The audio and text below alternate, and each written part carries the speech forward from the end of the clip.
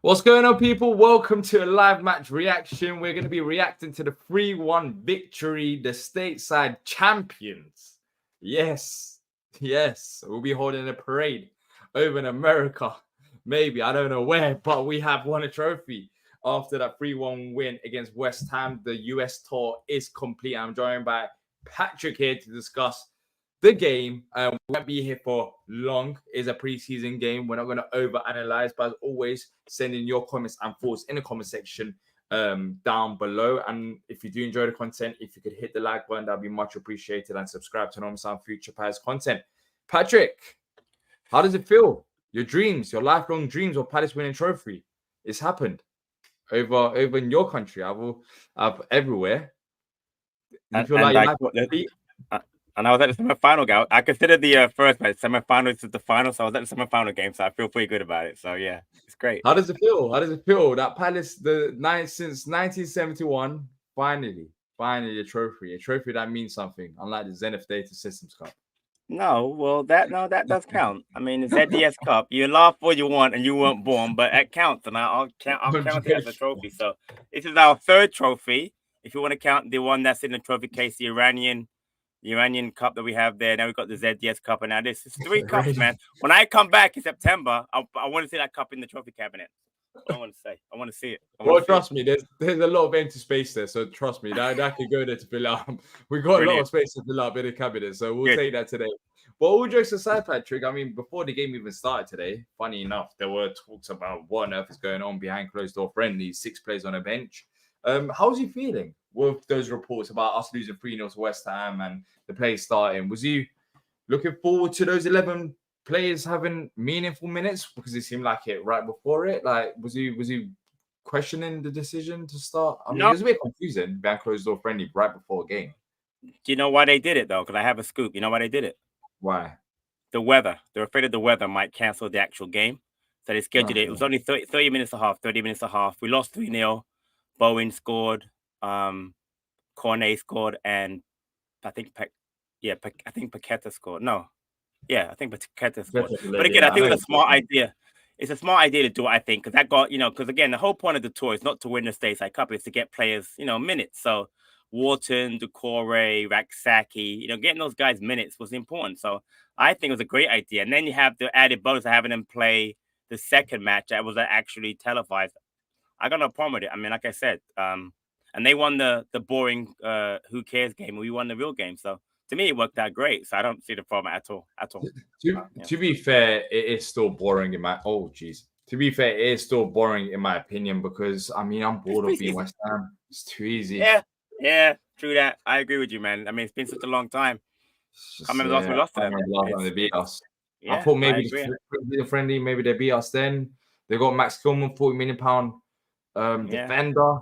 Oh, you think, damn, like he's gonna be good. £40 million not cheap. Edward just sends him to the shops. But they got Somerville. So that's gonna be the big. They got Somerville. I mean, you can have all you want. If you have that clown as a manager, then that's all that matters. Because I do not rate him after they rejected us. After what he done with Wolves. He just I said not Lopetegui, Somerville from Leeds. I know, but I said it doesn't matter who they have if they have that clown. I got you. No, listen, I don't rate him that much either, and you're right. He turned us down, so I'll not rate the guy. He's a clown. He just wants everything in his comfort zone. Not even turning us down. I'm happy turning us down. I have no problems with Glasgow being at the football club, but that with the combination of the fact that he left Wolves right before the season started because he was about things like he just. Yeah, he's not. Yeah, he's not a great manager. He's not great. I don't care what he's done at Real Madrid and Spain or whatever. He didn't do nothing. He's done jack all. He's done somewhere over in Spain. I'm not saying he's done nothing. It's great, but yeah, there's too many question marks over him. Forget about him, anyways. First off, I mean, I would have expected us to play at least a minute of football before scoring, but what a start to the game. Nathaniel Klein combined with Mitchell. To be fair, Mitchell's one to look forward to next season based on how he played last season. It's good that he's getting into the box again, scoring that goal. Nice finish as well, not easy. I want to talk about a little bit. You know what? I mean, I can't remember the last manager that played the style that we're playing and insist on having both wing backs in the box at the same time. It just doesn't happen. So my point being is that seriously, having Glass as a manager. I mean, again, it's a preseason friendly. I am not getting hyped. I am just joking about the whole Stateside Cup stuff. I'm glad I got to see them play in Annapolis. But just honestly, just watching them play, we didn't have today Wharton, Eze, Mateta, Gahey, Munoz, Lerma. And honestly, so like we didn't even miss them from a style of, from a viewpoint of like how we play. We still pushed the wingbacks up high. We had Riyad and Anderson, dominating in the defensively. Anderson, of course, that one silly mistake we don't talk about in a bit. But pipe in the box for that goal.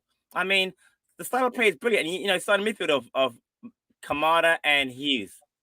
You have Ayu and Edward at some point, but maybe Ayu and Schlupp as the at the tens, and we're scoring 3 goals in the game. I mean, it's just different, man. Listen, the whole level of football is just different. It just shows you what a manager can do with a team. You make fun of Lopetegui, and I'm not against what he said, but having Glasgow at Palace is like it's a game changer. It's just different level, bro. It's different level. I love it. It's different. Exactly. He's getting the most out of all the players. That's the biggest thing. As you mentioned, like today we didn't have Eze, we didn't have Gahey, of course, naturally, Munoz, Lerma. In fact, on top of that, we didn't have our 2 starting midfielders, in my opinion, in terms of Wharton and Decore. We didn't have them starting. We didn't have Mateta, who's been banging in the goals. We didn't, we lost Elise. And yeah, like this wasn't our strongest 11. But what impressed me the most, Patrick, is in the Wolves game, yes, we beat them as well by the same scoreline. But this game, our performance was better, in my opinion. I think the way we controlled the first half, especially the second half, West Ham created absolute niche. Like I can't remember ever being worried about West Ham chance. It seems like even with our second-ish team, with a lot of players to prove a point, the players understand and the manager's getting the best out of them. I think that's the most impressive thing because this whole summer, what we've been working on is depth. And that depth that we've seen today performed when needed to. I know it's a preseason game, but the performance was still on point.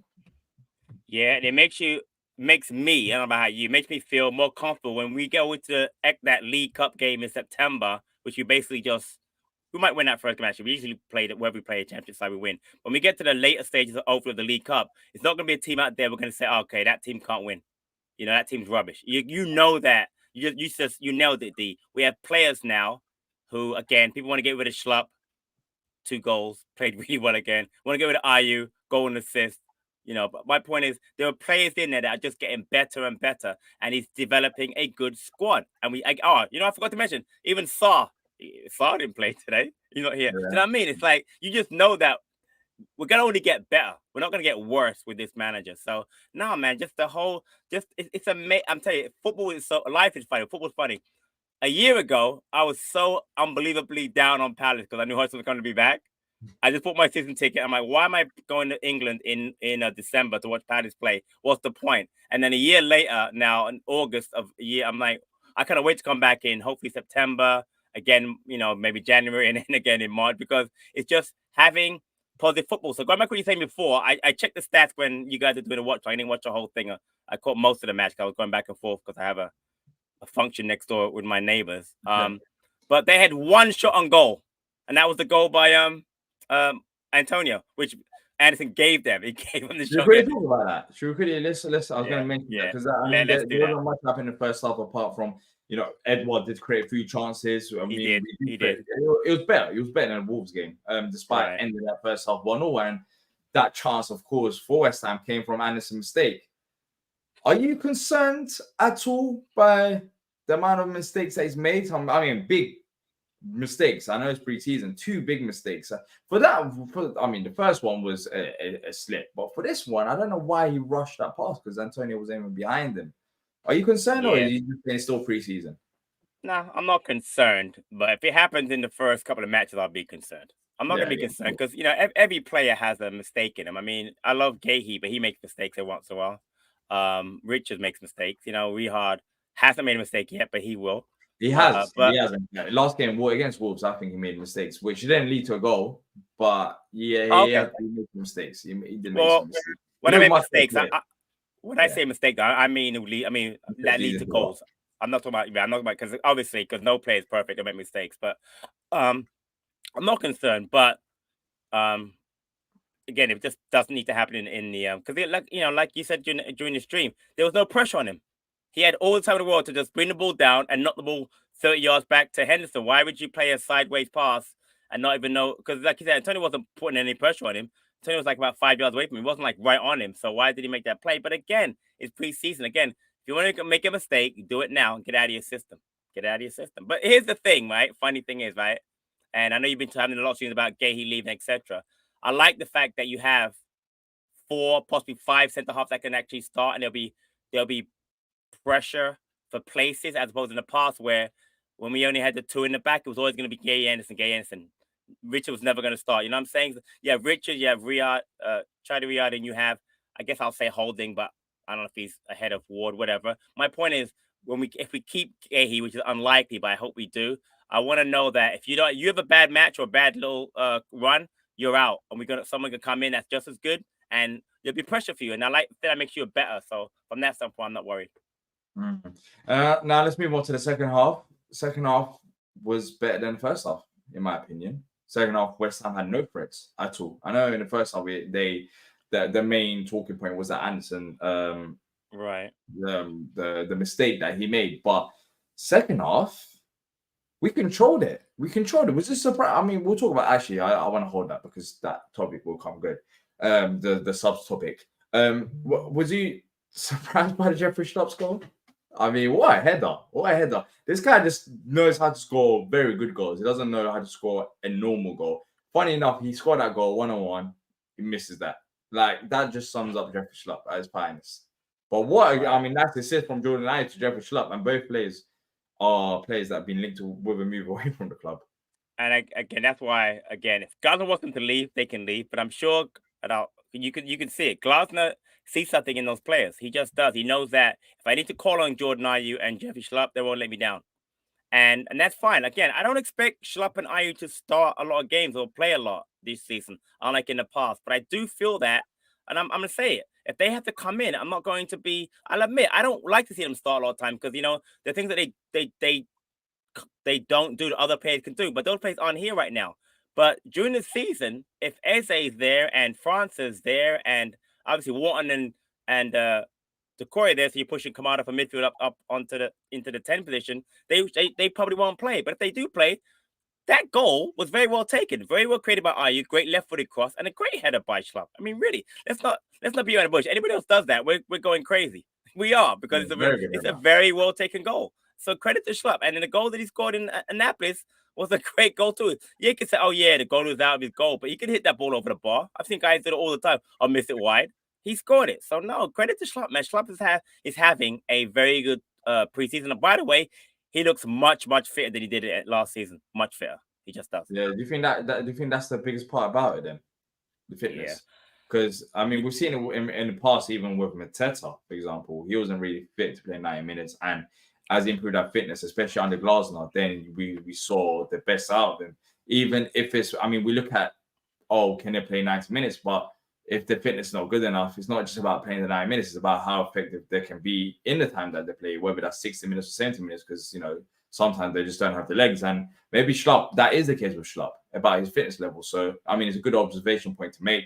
Edouard just puts Max Kilman to an embarrassment. Runs past him, lovely finish. Spoke about potential new contract talks today. That was the latest reports coming out from the newspapers.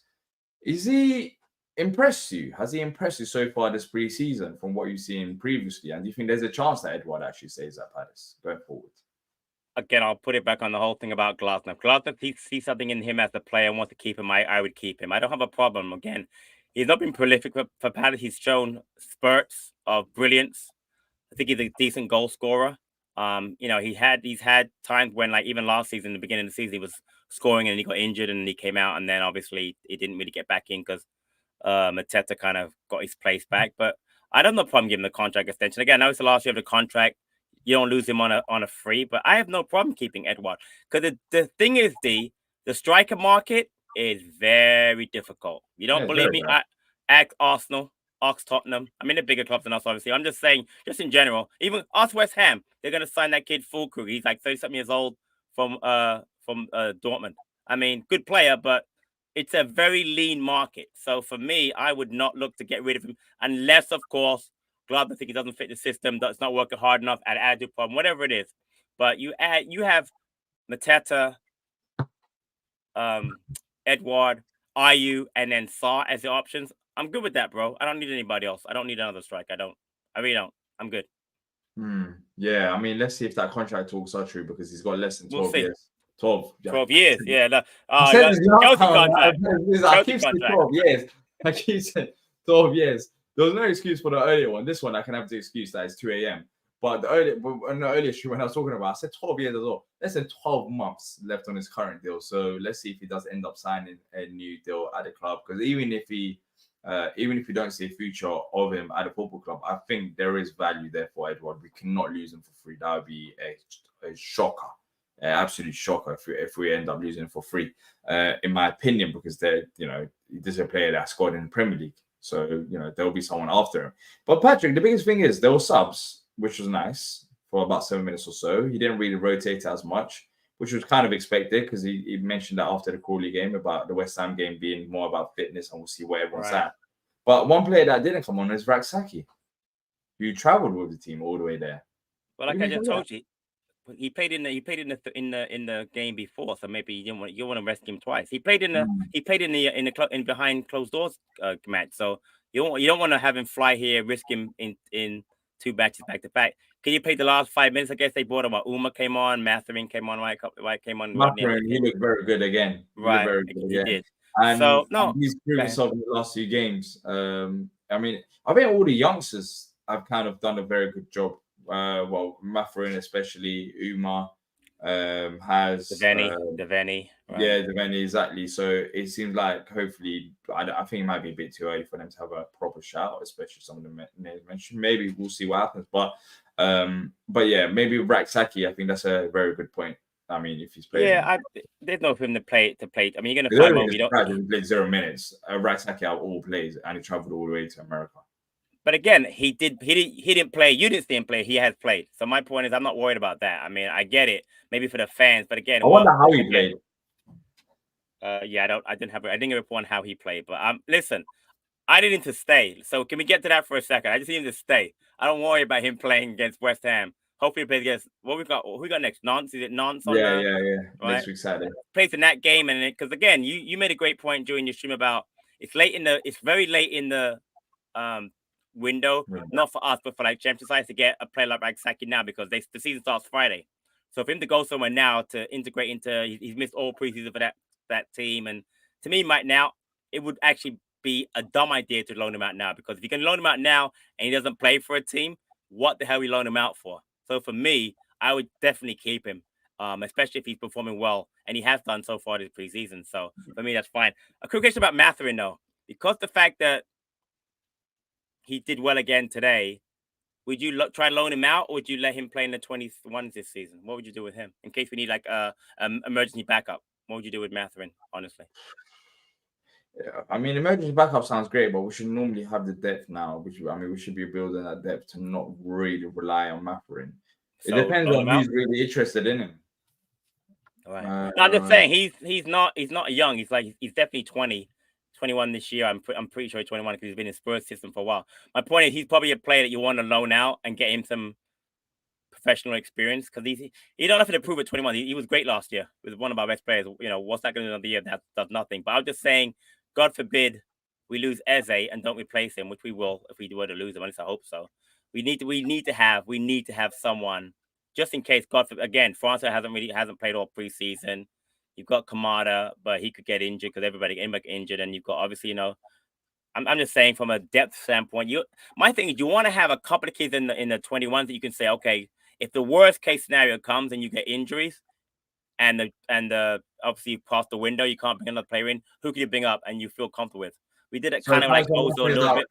So how do you find a balance between whether to loan out players that are of age of Matherin, for example, not the youngest difficult. player? And exactly. So what would you do? I'd loan him out. I think he's ready for a loan. He was so good last year. He deserves a loan. Like Asher Agbenoni is too young. Obviously, he wouldn't loan him out. We kind of saw, he can maybe come up. I saw him in person. He looked good. But, I'd loan him out. What did that comment say? Is he 21 in January? Who? Matherin? You just put up on the screen. Is that what you said? No, he's saying keep him till January. Ben Oh, figures okay. then loan him out. That's a decent. That's a good shout. Again, I just throwing it out there. I'm not really sure what to do. I'm just thought about just to me he's the most ready wide player / winger we have in the academy, because everyone else that we have is the next person obviously is Raksaka, but he's going to be hopefully with the first team. My point is everyone else is Mustafa Hindola Mustafa's too young. There's another player, I can't remember his name, the kid we got from Peterborough. Adam Nascimento has been injured a lot. He hasn't really performed a lot. So I'm just saying in my head, I'd like to have somebody down there. But again, you're right. We got Francois Kamada as we've got enough players. We got Ayu still. We got Edward, who's kind of switched around a little bit to play a little bit of 10 and a little bit of striker. So you're probably right. But I'm just saying, I just want to throw that to get your thoughts on that. So. Yeah. No, I mean, it's a very good question. Let's see what Palace actually decide to do. Let's go through some of the questions that you lot have sent. Sure. If you have any questions, put a Q in the door before it. We're not going to do a long one. It's a preseason game. It's very late in the UK, and Patrick got things to do as well. So hopefully this could be a good catch up for you. For those who haven't watched the game, who'll be watching the replay and also hearing our thoughts as well. So it's nothing too long. Fraz is saying, question was Wharton injured or just rested after Wolves? He played in the behind closed doors. He played earlier in the day, so just in case. So that's why he didn't feature. Tim saying, do we know for sure that the core is out for a month? That would be disappointing. I haven't heard of anything like that. He was training by himself before, but I believe ahead of this game he was training with the squad anyways, Patrick. Yeah, he was. So I don't think there's any problem with Corey at all. Exactly. And there's another player that could have potentially played behind closed doors, and that's why he couldn't feature today. Right. Henry saying, thoughts on Kamada? I was really impressed, very composed. I was really impressed, very composed on some good forward passing. Should be better in the real season. Yes, the only thing I'm going to say is, if we want to have uncomfortable conversations, his defensive abilities in midfield, there are some question marks in there. And that's why I don't think he'll be starting as a midfielder. I think you're right about that defensively, but honestly, he can break the lines with a pass. His technical ability is very, very good. He's better suited as a 10. If he's going to be in there as a midfield, you need someone like Decore, who's much more better defensively, or even Wharton. With him, I don't think he's as good a defender as those two. But having said that, I am still looking forward to that guy in the Premier League, bro. He looks really, really good. His technical ability with someone like Wharton and with someone like Eze, and Mateta. Mateta's going to love that guy. You're going to see passes that people don't even see. No, I love Kamada.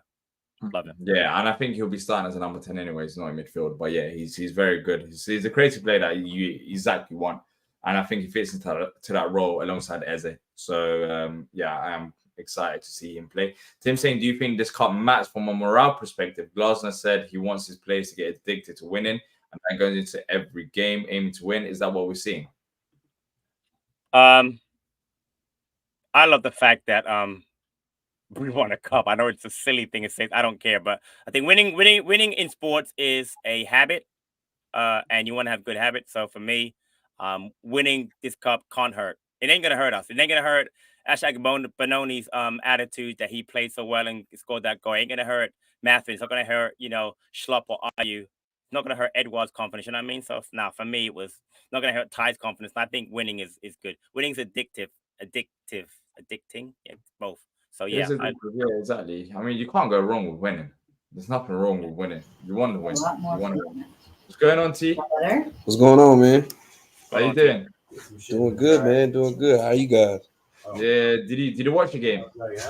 I watched the first half. I didn't get to watch the second half at all. Oh, so you didn't get to see your team lose 5-0? I mean, it doesn't matter. We got more silverware. You know what I mean? It's only right. People are not going to. We're not doing Galatasaray watching now. We're not. It's night. We're not doing it. First of the conversation. So first of many. I hope you guys are ready. I mean, Palace won a trophy today, unlike your other team over in Turkey, which was good to see. What do you make of it? I mean, hopefully a good first step. Yeah. The guys came out, performed, did well. I mean, here's the thing. I mean, all the guys that you wanted to be boosting up their value right now, they are. I mean, with an assist, Schlupp with another goal. And Edward's been on fire in the preseason, man. That's 3 matches in a row with a goal. and I think he had two assists in the last three matches too. So. Do you think Glasner could potentially get convinced by this preseason performances? Do you think it changes the mind maybe on Edward, on IU, or Schlupp? Because I think they've Well, all been good. I think he could change his mind the most with Edward because maybe he has a little bit more confidence that he can count on him to do the job that he needs him to do up front. And I think he probably has a level of understanding of what he's going to get from IU and Schlupp. Like he probably knows what he's going to get from them, and he also probably knows what he's not going to get from them too. So I still wouldn't be surprised if those two end up moving on. But I'm interested to see what they decide to do with Edward with the rumors of the possible extension. Yeah. I think that's one to look forward to. And I think that extension, either way, we have to kind of get sorted, especially if he's not getting sorted this summer because he goes for free if we don't. So, and I don't think he's a player that should be going for free. He's not a bad player. Yeah, because I think he has like a 1-year option. So it sounds like that could be just the thing that gets triggered possibly to have the extra year, or maybe something where we negotiate a little bit longer. So. What do you make of the quickly? Let's talk about Anderson. People are talking about Anderson. Some people are not happy. Some people don't care because preseason. For you, are you looking too much into it? I wasn't looking too much into the first one, but then you do it again. So it's what do you think? He's fatigued. Some people are saying. I still think that now is the time to get those things out. And I think he'll be on top of his game come the season. But it really brings up a good point that me and Patrick discussed a little bit. Like he's prone to a bonehead mistake every now. He done it last season, but then he kind of recovered. Well, there goes my money from the super chats. Sorry.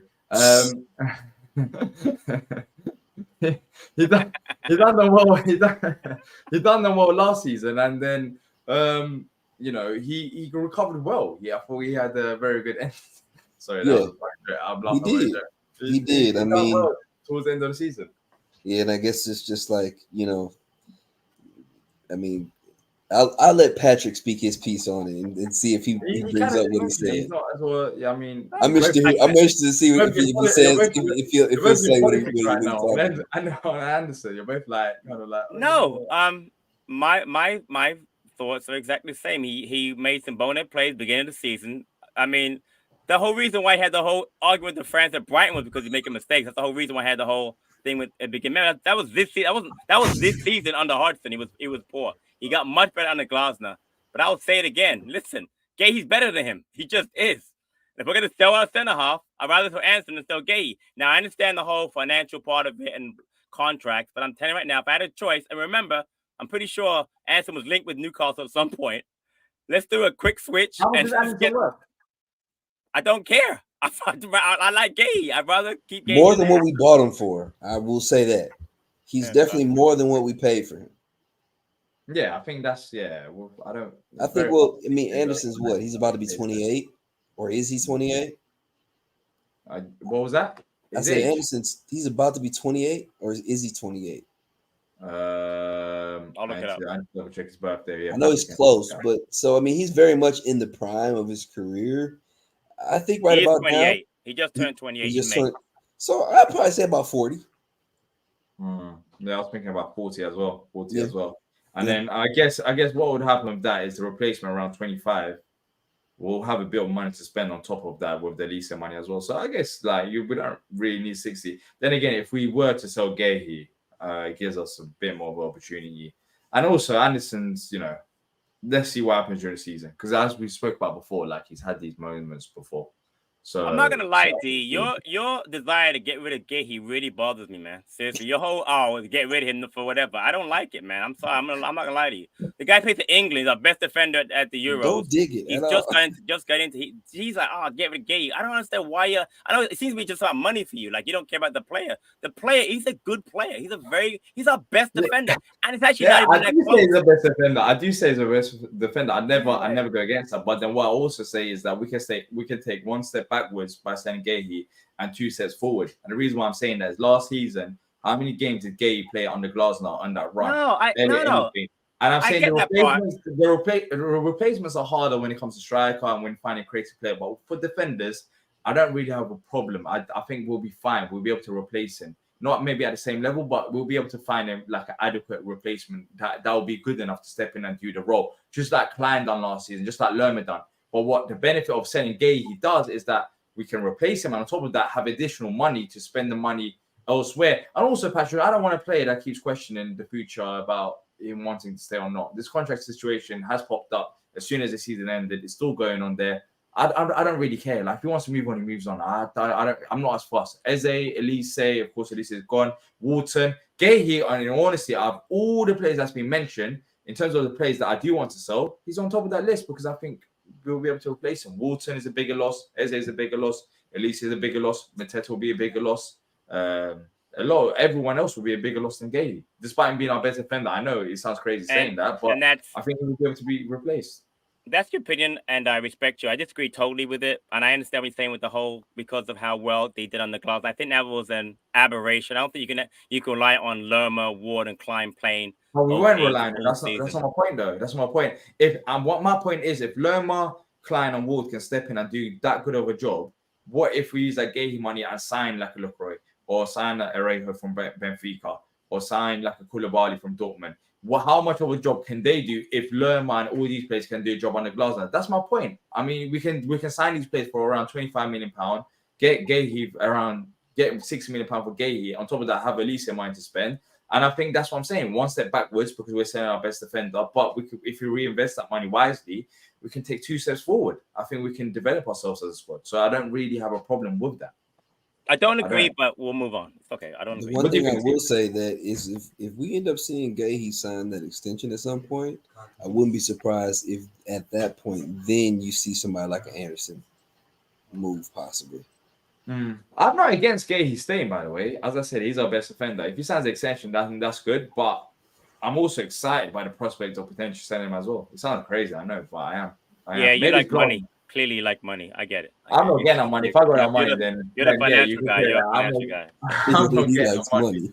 I'm not getting that money. I don't want it. For example, if I got that money, then you know what it is. T. He's playing Football Manager in his head with this stuff. He's if I saw Kate, I can go get. Yeah, I get it. He's a Football Manager guy. You don't want to admit it. That's the mentality. I get it. But I get it. Football Manager. Okay. If I was a Football Manager in the head, for Fenerbahce, I ripped that league apart. So we're not doing Fenerbahce. You should rip that league apart. No, I'm just saying. I'm just saying. Like you're playing Rizaspor and Antalya Sport. Your next save should be Fenerbahce, and you should tell me how you're doing on Football Manager with that. Your next save. I done amazing. I beat Galatasaray about 5-6-0. I won the league about like Besiktas. That's not big. That happens every day apparently. Yeah, I mean, everyone beats them. Everyone beats them. But thankfully Zaha didn't feature in that. But yeah. I don't really have a problem with Gay. I know it sounds funny. But I don't. It does to me, but it's okay. I mean, I wouldn't ever take that opinion, but everyone has their opinion. I just think I know everyone has their opinion. Some people are just wrong like you, and some people like you. Right. Oh yeah, the guy who hated Mateta loved everyone. I remember. Yeah, you're right. That was you. That's right. You're never living that down, bro. I mean, you're never gonna live down the whole Mateta hate that you had for him. I'm gonna be there every time you try to put me down. At the time, you were being short-sighted as usual. No. At the time, not being short-sighted. There were literal videos. There's evidence out there. There's videos of our greatest ever player, Wilfried Zaha, asking why Mateta can't jump for the ball. That's the conversation that we're having. Let's not pretend that Mateta has been this 10 out of 10. So Zaha is a great player evaluated now. I thought he was a great player. He evaluates players too. That guy is talented, bro. He evaluates players and he can play. I'm saying like those were the question marks. Like, why can't Mateta jump for the ball? That's the conversation. Wolf made a joke about something. Let's say, because Wolf joked about something. Oh, then we're gonna make that. That's gonna become. No. He's not joking. No. Let's not do that. We will see that in game as well. Like there was a lot of problems in the game. And again, when I was defending him, it was based on the fact that he did show. You're the same guy, by the way. Why are we doing this now, by the way? Like whatever, 9. 10 o'clock at night, defended Mateta. But you're the same guy who when we signed him to that contract on deadline day, was like, oh my God. I didn't. I thought it was a bit too early. I didn't. Anyway, we moved on. He's the greatest striker we've ever had, and let's move on. Let's go. No, he isn't. Is he even better than Benteke? Not yet. Not yet. Yeah, to what he said, yeah. T, we caught you red-handed. You thought Patrick was going to agree with you. Well, he You're on hasn't mute, done by the over way. a longer time. You're- the time you're is I on don't too know, short. man. I've never been a big Benteke fan. I think he was a flop, to be honest with you. No. He had one. He had one good. He had He had really one good season. After Yeah, that, okay, cool. And Mateta's had one good season as well. yeah, I and think we he had didn't, but like we didn't pay 30 half- million for Mateta. though. Ooh, great point. Yeah, you're right. You're right. Yeah, we didn't. Good Yeah, point. you're right. You could have that. You could have that. Yeah, 1-0 to you. 1-0 to you. At least you won something today because your team lost 5-0. Oh, and I didn't tell you Okay, you when take it away. I went to to our MLS team here in St. Louis. Went to their match against DC United, and Benteke started and scored. Yeah, I'm not surprised. I'm not surprised. Greatest striker in MLS Maybe that's why history. you got That's to the say Denver. Maybe that's why you Scored got to with say wait a minute, scored with his feet though. Yeah, he's not bad. He's not bad. I mean, in MLS, he should be I was able like, to this. score. I was like, yeah, this league stinks. Yeah, he got yeah, Benteke scoring with his feet. These guys. Yeah, suck. I like the Turkish league. Yeah, it does stink. Yeah, you're right. Yeah, you're all right. But yeah, Benteke going to score 50 goals in Turkish league right now. No, with you would have scored 50 goals. He ain't that easy. Messy quality. Benteke would be like a legend. I'll have a statue of him outside the Turkish Football Federation building. Nah, it wouldn't be. It's not that easy. Turkish league is not that easy as well. Bro, Eden Dzeko went over there and just lit it on fire. Come on. Yeah. Well, you know what's funny? He went over there and didn't lit it on fire. Wolf Zaha. Hey, Wolf Zaha went over there and got silverware first year. He went to Galatasaray. If he went to Fenerbahce, he would have, but he went to Galatasaray and then he lit off the fire. I will say, put Benteke from that time in this team, he performed better than Mateta. False. That's False. Because majority of the goals that Mateta has scored are far beyond the aptitude of Benteke with his feet. Far beyond. Anyways, let's wrap up this show because Patrick has to go. I have to go as well. I need to have my dinner. It's 3 a.m. If you have enjoyed this, please leave a like and subscribe. If you haven't already done so, thanks to every single one of you that's tuned in for the watch alongs and for these reactions. We'll be back most likely tomorrow talking about God knows what is popping up in the news for Palace. But that's it from us. And until next time, up the Palace. Up the Palace. Up the Palace.